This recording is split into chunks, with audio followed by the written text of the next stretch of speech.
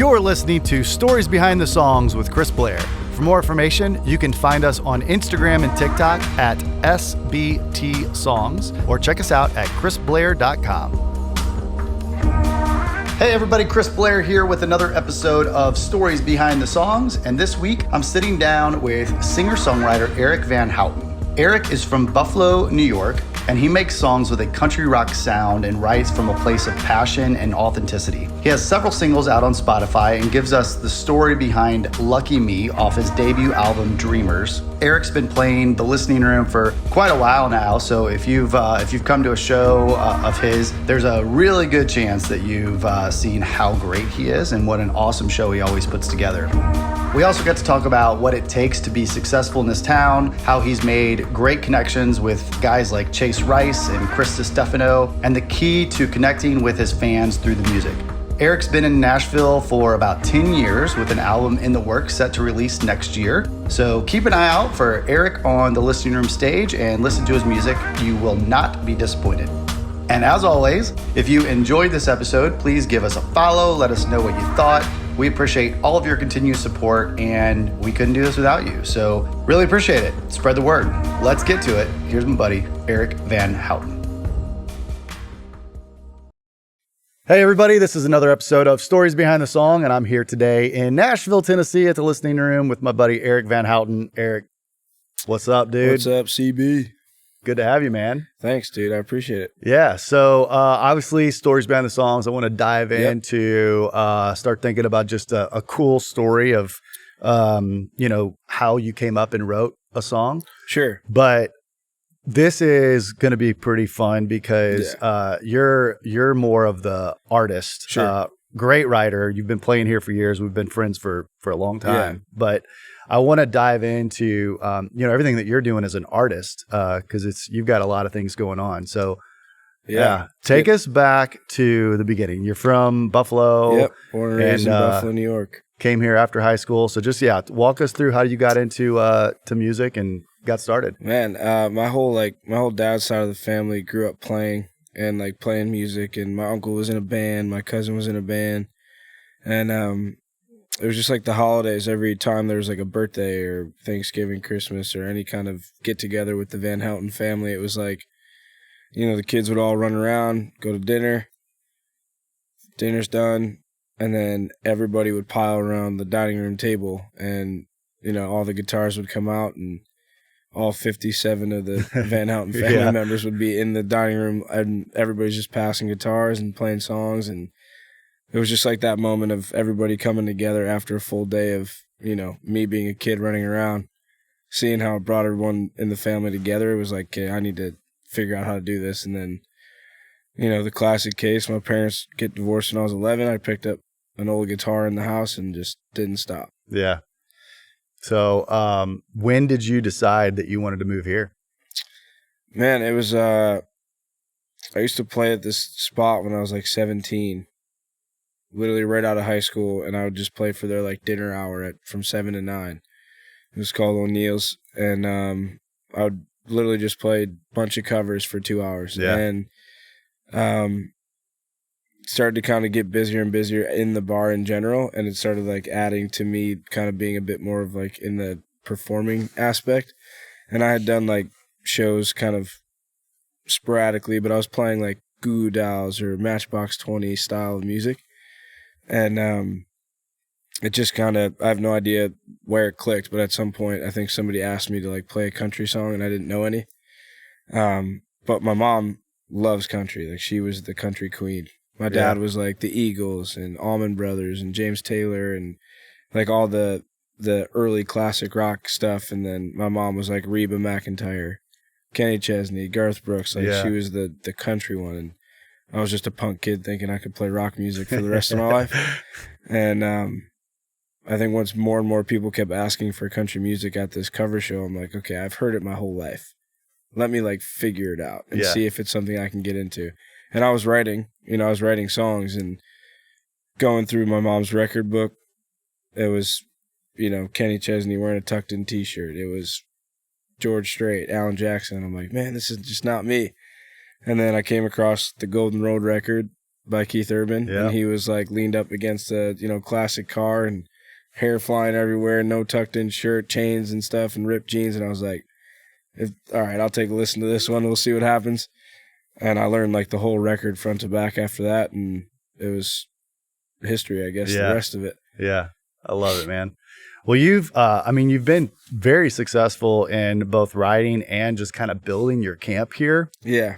So talk about that. Cause you're one of those guys that like, it just always seems to blow my mind. Like every time you play here, you're like bringing you're friends with like, Colby Calais and Gavin DeGraw, Chris Young. And like, it's just always like somebody that you're bringing up on stage and like, you've got this amazing camp around you. You've been writing great songs. Yeah.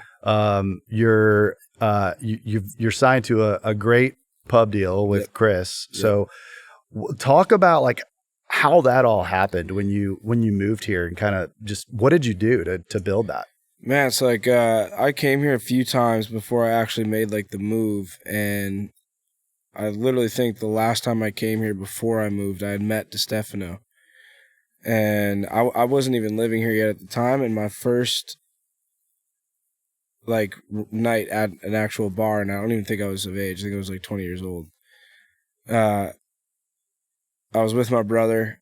I had met Chris at the bar.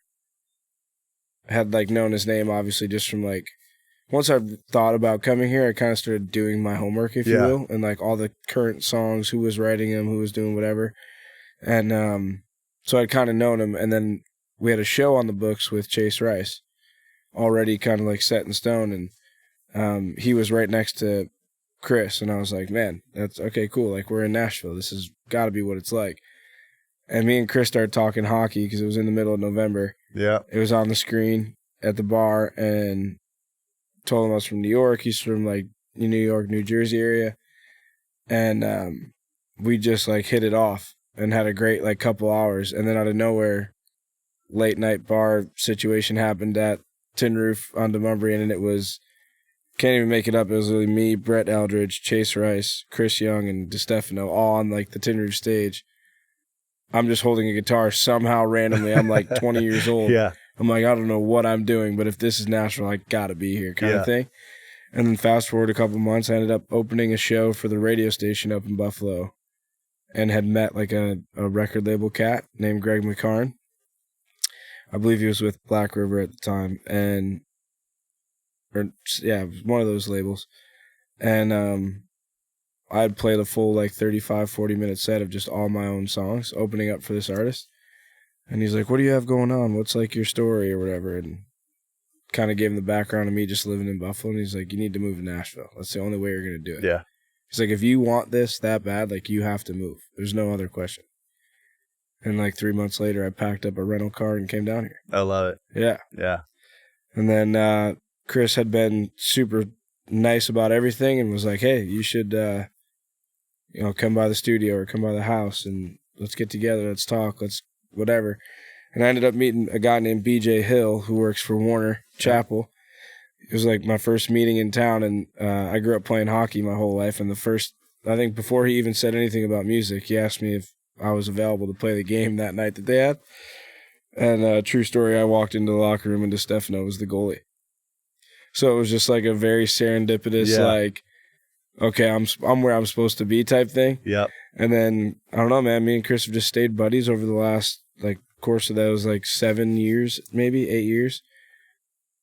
Probably less than that. It was like 6 years, and then he offered me the pub deal when he started Win Songs, yeah. Which was, like, mind-blowing to think that I could just even compete with that guy, or let alone anybody in this town. And it's just super fun, man. I love it.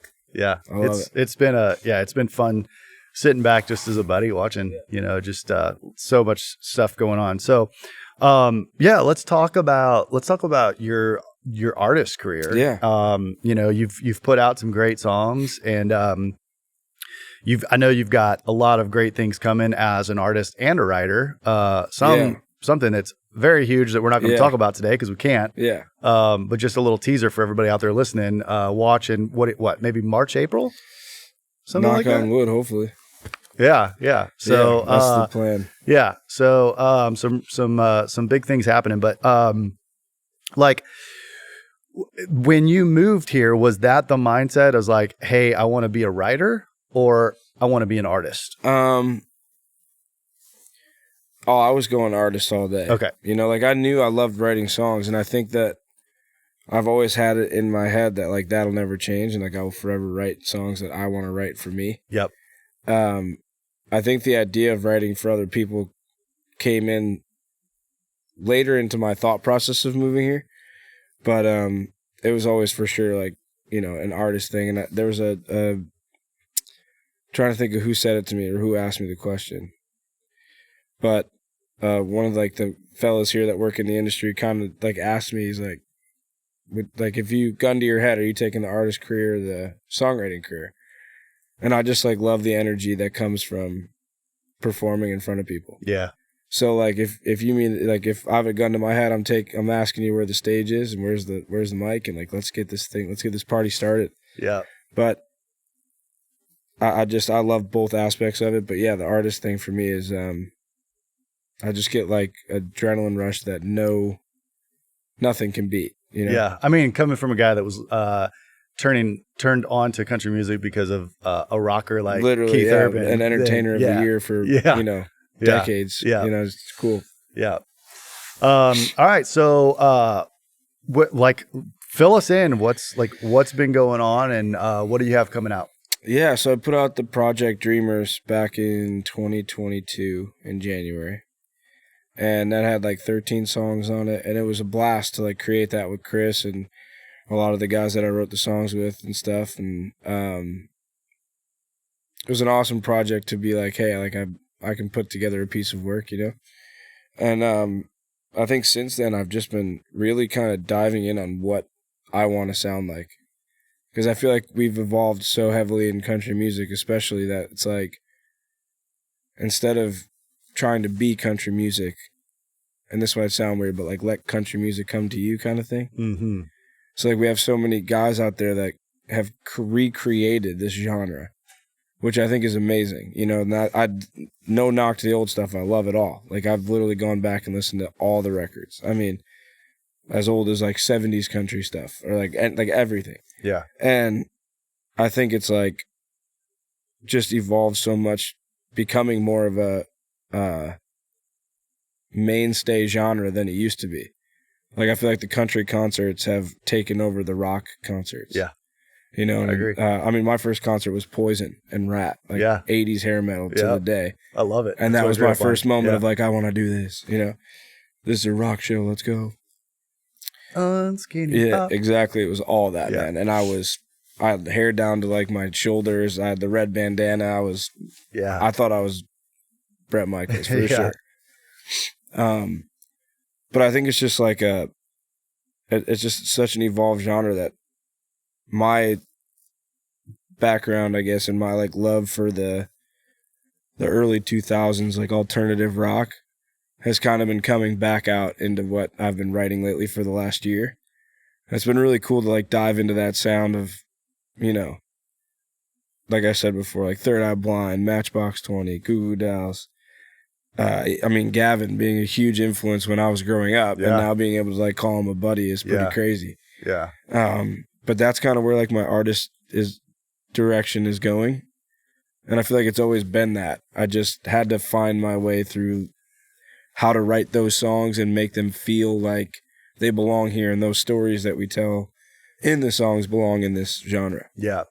Man, I love that. I think that's so important, and you know, great advice for everybody listening, because it's like, you know, people that don't understand that probably have this idea of like country music is a big belt buckle and a big cowboy hat, and like, you know, and you know, if you're not evolving with what's going on, like guys like us that grew up with, you know, Poison, Warrant, Skid Row, you know, that like the rockin', you know, Sebastian Bach's the greatest singer of all time, dude. You know, it's like, but country, in my opinion, is like, country is a lifestyle. You know, it's like it's not a music genre necessarily. So it's like, if you become a country artist, it's like, and you grew up on that rock, then it's obvious that that's going to be an influence Sure. into that. Same thing as like, some of the other guys that are out right now that grew up on Hank and George and Exactly. all of that. So, I think, you and I have, we go way back and we've had a lot of great times, and you're a big tequila drinker. Oh yeah. So it's like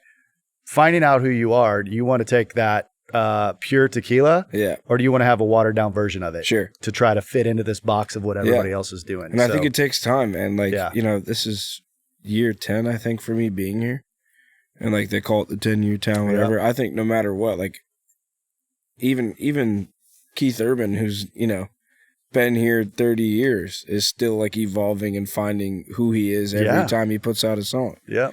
And it's like, I think it's just an ongoing evolution as an artist. And you're doing yourself a disservice as an artist if you don't keep evolving how you write and then produce and create music. And there's this community here, the community here in this town is so incredibly insane that if you're not an artist that's like really pushing to be the best version of you every time you put a song out, every time you write something for yourself, I just think you're doing yourself a disservice. And like, I don't find a lot of people in this town that do that, because I feel like everybody really like wants to work and like be different and come up with the next. Obviously everybody wants a hit. Like, who doesn't want a hit? Like, who doesn't want hit records? Who doesn't want 52 of them, or however many Garth has, or 70, however many George Strait has? Who wouldn't want that? That's amazing. That's like the goal for everybody. Who doesn't want to sell out stadiums? I mean, that's the idea. Yeah. But it's like, if you're not creating it for yourself, I feel like it's not going to hit the people in the audience the same way as if you really make sure it's coming from who you are. Yeah. I mean, and that's I've been the only way finding that. You, as a fan, you can hear the passion and emotion through a song. Yeah. And if you can't, then at some point it's going to fall apart. Yeah. So, yeah. And I think it's cool too, because like even artists that get, pick up outside songs that they didn't write, there's something about that song that like really connects to them. And that's on certain cases, obviously. Some people are just looking for the hits to like complete the record, whatever. But there's always a few songs, I think, that every artist cuts that like means a lot to them, or they feel it really deeply, and that's why they want to put it out. And you could tell that they feel it because they sell it really well, as if it came from here. Yeah. Which I feel like sometimes what artists have to do. I mean, we're all entertainers, and we're also humans, and we're trying to get other humans to buy tickets. Yeah. And the only way they do that is if they like what they hear out of the artist. So this community is the best place to do that and find all those great songs. But yeah, I think it was like the last year and a half has been a really cool, like, figuring out what I want to do. Yeah. Yeah. I think you said something there that's also really important, is like, as an artist who also is a great songwriter, and you're a phenomenal songwriter. Appreciate that. But I think, like, I've sat down with so many people that are songwriters that are chasing that artist career, right? And when you look at everything they put out, every single thing they put out, they wrote.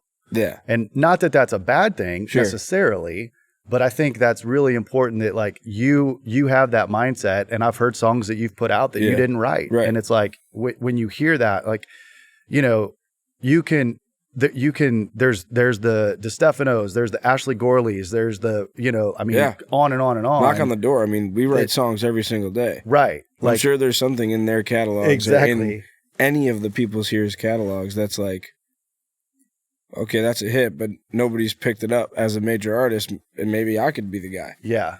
And if it resonates with you here, like, it's going to resonate with the audience if you, I feel like if any song hits an artist like, if I write a song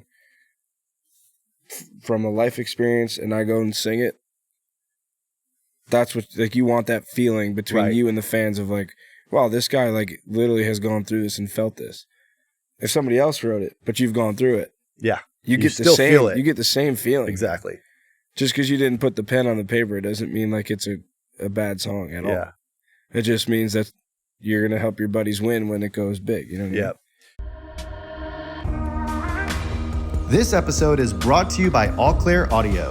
All Clear Audio is a custom and universal in-ear monitor company based in Minneapolis, Minnesota, with a storefront right here in Nashville, Tennessee, where we film the Stories Behind the Songs podcast.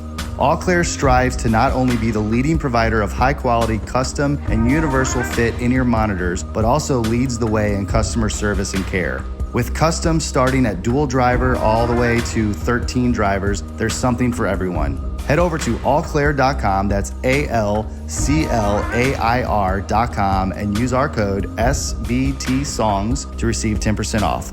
Thank you for the sponsorship. We love you guys at All Clear, and we hope that everyone out there listening takes advantage of this and enjoys them as well.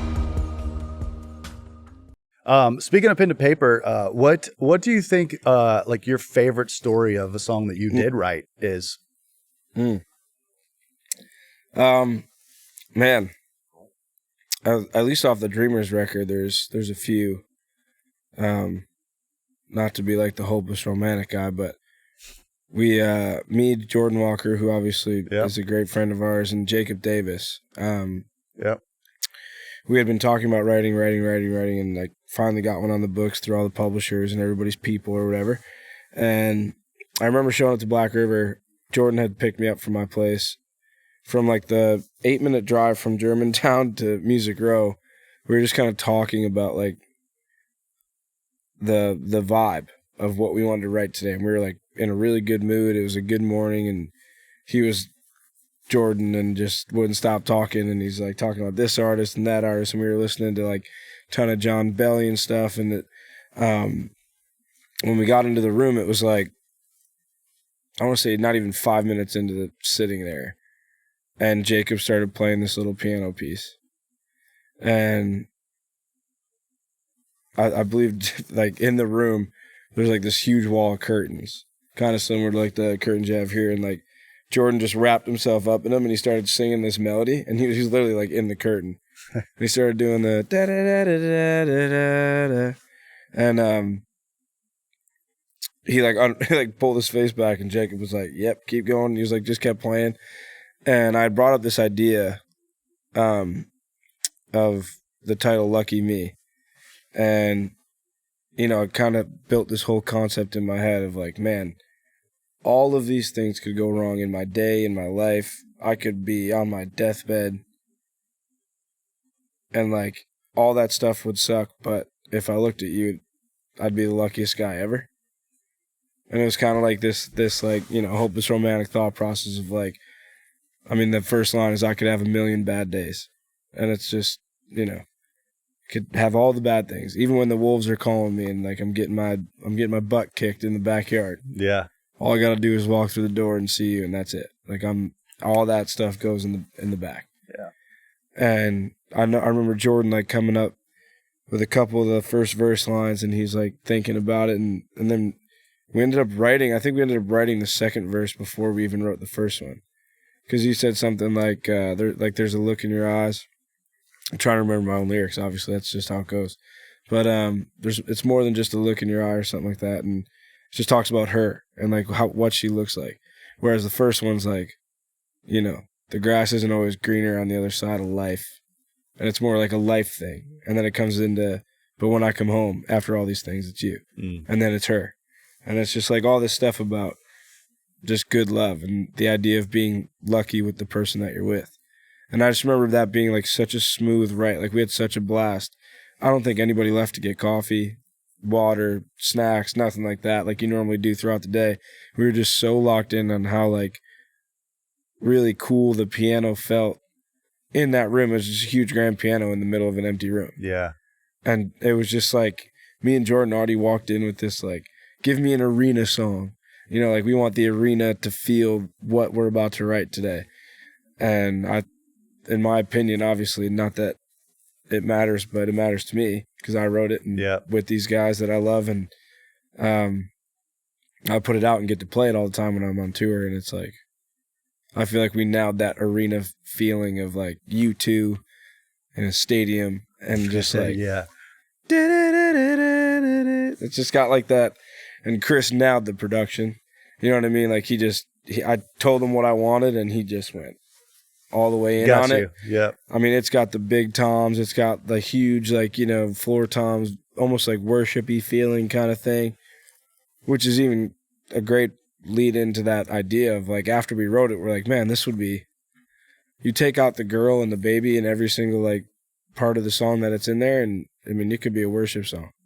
Yeah. You know what I mean? Because it's like, man, I could be going through the dumps, but all I got to do is look up, and lucky me, man. Yeah. Lucky me to be breathing. Yeah. So it's like a really cool moment. And we even said that in the room that day. We're like, dang, we should pitch this to Elevation Worship or something and see what happens. Yeah. But because it feels like that kind of vibe, which I love. And it's like all the newer artists like Need to Breathe. And I mean, Patrick Tironi's been a huge influence over the last couple, you know, years of mine, hearing all that stuff and hearing guys that are just being different and writing different things that just like come from the heart and not just to get a hit. Yeah. That's kind of been like my thought process. And those are what becomes a hit. Yeah. Like exactly. if you're going through it and you're feeling it, it's coming from the heart. Right. Someone in the billions of people that are on this earth, literally, somebody has gone through that too. Right. So yeah. And I think that's the coolest part, man, is that we get to, first of all, do this for a living, which is crazy. Yeah. And then obviously, you know, I've known you a long time now, and I've been able to, you've allowed me to play on your stage numerous times, a lot of times, and it's just my favorite place in Nashville. And just being able to tell the stories like that. Yeah. I mean, it's a little quicker, obviously, because we're playing a full 2-hour show, and there's a few of us on stage, but I just know, like, the best part is getting off the stage after the show and people coming up, and you get that one person that's like, man, dude, like, I just went through that with my girlfriend or boyfriend, or man, like, I wish I had this song when me and her got married, or me and him got married, and it's like, that really hit about, like, my parents and a divorce or this, and it's like, the way we can write these things during the day on a weekday, and then come out on a Friday or Saturday and play them, tell the story, and have people that travel from all over the world into your building, them just going, man, that was it. That was the one for me. Yeah. That one got me. Like, that one hit me. Is it out? Can I hear it? Where can I hear it? And then you gain, like, lifelong fans. And, like, there's people that have come here 4 years ago that still come back whenever they're here and they see my name on the thing. Like, they've made trips around who's at listening. Yeah. It's really cool, man. I love it. And, like, we get all the, you know, all the hockey guys and their wives and, like, a bunch of friends that we've made throughout the years that don't do anything in music. This is, like, their arena. Yeah. You know, this is their concert for the month or whatever, and it's always so cool, man. I love it. Yeah. Well, your shows are always a blast. So. Sometimes they're a bit too much fun. Yeah, we've had some times together. Tequila, wink, wink. Yep. Well, what? We'll talk about a little bit about what's coming out in 24, because you've got some big plans coming up. Yeah. I feel like this is, you know, we're doing like a 5 or 6 song project, which we've literally been writing for a year and a half, which most people, especially nowadays with how Morgan's doing it, putting out 36 songs or whatever. We're just going to do 6 that really, I guess, make sense to what I want right now. And I'm sure 10 years from now it'll change, but yeah. So, just so everybody understands, because I know the answer to this, but sure. 6 songs on an EP coming out. Yeah. How many songs did you write or listen to pick those 6? Like 500. Yeah. Maybe even more than that. Yeah. Because, I mean, it was just a hashing out process of, like, I love the story behind that. And then we'll produce it and we'll listen to it and we're like, let's reproduce it. Let's redo it. That's still not it. Maybe this just isn't the one. And we'll, like, toss it in the back. Yeah. And then it'll come back like a couple months later and be like, oh, maybe it is the one. We just got to reproduce it and make it better. But it's just been a matter of finding the sound. Yeah. You know, it's really cool. I feel like as artists, I feel like you become the artist once you really find what sound you want to have. And I don't mean like production, whatever. I'm talking like sonically and how do you put this? And like the full movie, not just like the first 10 minutes of it. Like when you find the full movie of what it is Eric Van Houten wants to be and where the end is, you can like lean into that and create just like the perfect blend of the sound, the story, the feeling that everybody gets when they see you live. Just when you can, I'm trying to encompass everything into the same, I guess, basket, so that when we put these songs out, it's like a cohesive thing, and everybody's like, "Oh man, I get it. This is what he's been trying to do for like the last 2 years." Yeah, it's just like me. I guess that's the easiest way to put it. Like I'm trying to be me. Yeah. Whether it's like from here, like what I listen to on a daily basis. What I hear people talk about, stories that people tell me, like I want it to just feel like a movie, and I want the front end of it and the end of it. Like I want the whole thing. Yeah. And then we're gonna drop it, and just hopefully it resonates. Yeah. Is there a tour planned with it? We're gonna be doing a bunch of shows with a bunch of people. Okay. It's kind of this next year is just gonna be put me wherever there's fans, and I'm down. Yeah. Whether it's me acoustic by myself, bringing the whole band. I think like I took a bit of a hiatus from the artist career strictly to focus on the writing process because I needed to find who Eric Van Houten was, both sonically and story. And I think we're there. And it's just going to be a fun ride, I feel like, this year. Yeah. I would agree with you for what it's worth. Come on. Yeah. Let's go. You built the place that lets us tell the stories. Oh, thanks, man. Yeah. This is a part of mine, you know? Like I get to go and test these songs out and see which ones work. Yeah, man, it's thank you. I appreciate that. So many people on this podcast and at shows and everything, like they say that all the time. Like, thank you for what you built. But man, it's crazy, like, man.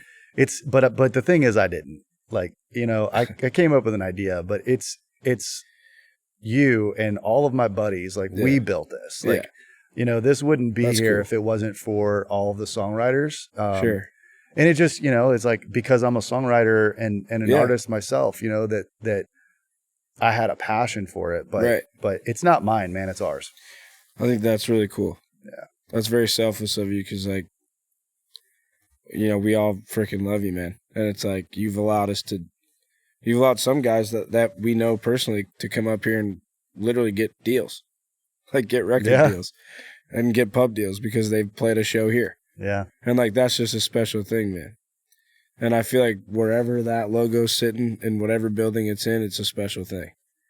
I'm just happy to be a part of it. Thanks, man. Well, man, thank you for sitting down and sharing part of your story. I can't wait to have you back. Absolutely. And talk about like what happened in 2024. Exactly. Yeah. Let's do this a year from now and see what happens. Yeah. Yeah. So we'll put liner notes in this episode for everybody to find you on socials and website and all of that to keep up. But before we wrap up, I always end with the same question. So I know you've listened to a lot of these episodes, so you know what's coming. But if you go back to 8-year-old Eric Van Houten in Buffalo, New York, everything that you've gone through and you have learned since you've been in Nashville, what advice do you give yourself? Oh, man. I've actually thought about this one because I knew it was coming and I just didn't know. There's like a few things, but I think the most important is just like stay the course and just be patient. Because I think a lot of people move here, come here, and want everything to happen right away. I know I did. And like that was my thing. Like I was like, man, I'm going to move there. I got all these connections. It's going to work out right away. Everything I want is going to fall into my lap. And then it doesn't happen and you get like super disappointed. But through the process of getting disappointed and being patient, it's led me to the greatest friendships and relationships, as well as having the greatest job in the world. And I think it's just stay the course and be patient. Trust the process, as they say. Yeah. I love that. Yeah. Not too many guys come and go sit down at a bar the first time that they're here and find themselves surrounded by Chase Rice, Chris Young, and Chris Destefano. Yeah. But, I I think that's such great advice, because like whether you have an experience like that or whether you're, sleeping in your truck for a week and don't know anybody, there's so much talent that I've seen come across this stage, and people are like, yeah, I've been here for a year, nothing's happening, I'm going back home. And I'm like, oh my gosh, that's just the wrong idea. It is a grind. Like, it's not going to happen overnight. It is the hardest, literally the hardest thing that you can decide to do with your life. So you have to love it, and you have to know that like you're going to be eating beans and ramen, for a long time. But if you have that passion, that drive, and that dedication and determination, I feel like you really find to go on to all the things that we've discussed today too. I feel like you really find, if you're an artist and you move here, I feel like you really find who you are as an artist, in like right in the middle of all the BS. Like right in the middle of getting told no 1,000 times. Right in the middle of not being able to pay rent. Right in the middle of not being able to go out with your buddies because you are negative in your bank account. Yeah.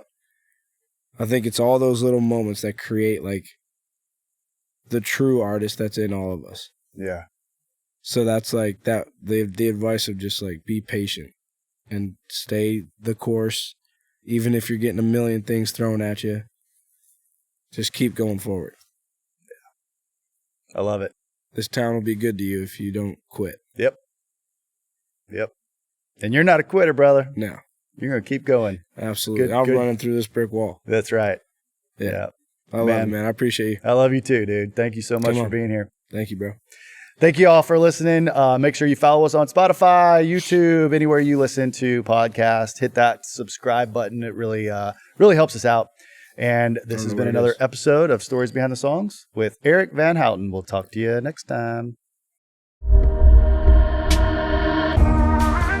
Thank you for listening to another episode of Stories Behind the Songs with Chris Blair. Make sure to give us a follow on Spotify if you enjoyed this episode, and make sure you click that notification button so you can keep notified when new episodes come out. We release brand new episodes every Tuesday, and you can find us on YouTube at Stories Behind the Songs with Chris Blair, or anywhere you listen to podcasts. Don't forget to send us a comment letting us know what you thought of the episodes. We love getting your feedback, and share this with your friends. The more we grow, the more that we can keep doing this. It's our mission to bring you all of these great stories behind the songs from some of Nashville's most iconic artists and songwriters, publishers, producers, everyone in between, and a lot of my great friends. We love what we do, and we love sharing their stories with you. We appreciate all of the continued support. Thanks also to all of our sponsors, and we will see you all next week.